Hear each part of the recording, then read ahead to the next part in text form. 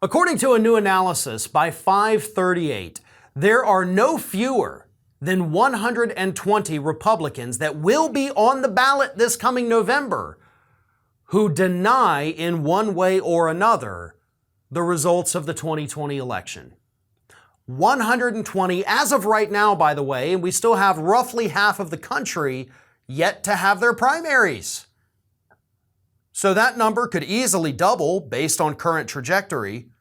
So we could end up with 200 plus Republicans on the ballot in November, the general election ballot, that do not believe that the 2020 election legitimately was won by President Joe Biden.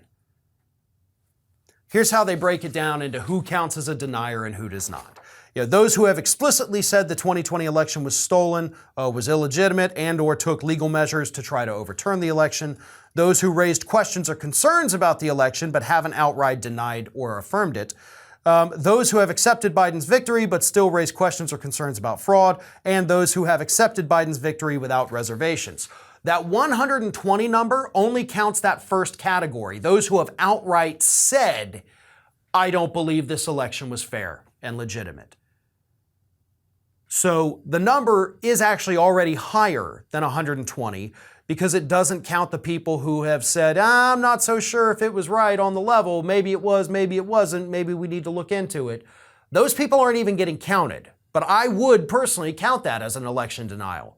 If you can't outright say that, yes, that election was legitimate, then you're denying the results of it. So I think they should count, but 538, they don't want to count it. Fine, so be it. But here's the problem.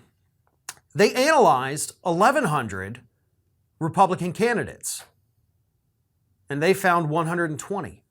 So we're talking about a little more than 10%. 10% of the Republicans so far that have made it onto the November general election ballot that outright deny that the 2020 election was legitimate. This is becoming the core belief of the Republican Party, or at least one of the core beliefs. This is now going to become a movement here in the United States. Think of the Q people, right? Started off as just this fringe group of weirdos out there.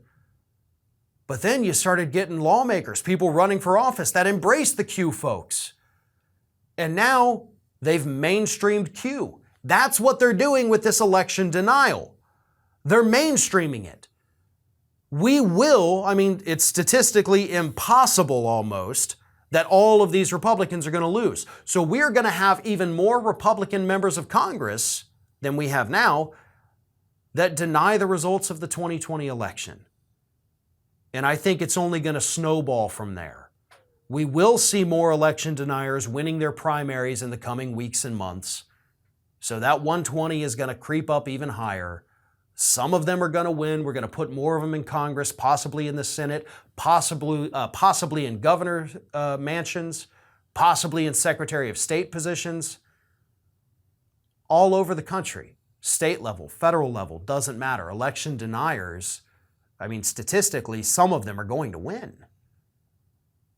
And once that happens, this election denial, this refusal to accept reality, will officially be a mainstream staple of the Republican Party. This is Hattie. Hattie wants to know why you have not subscribed to our channel. You obviously like our videos, so do us a favor and subscribe.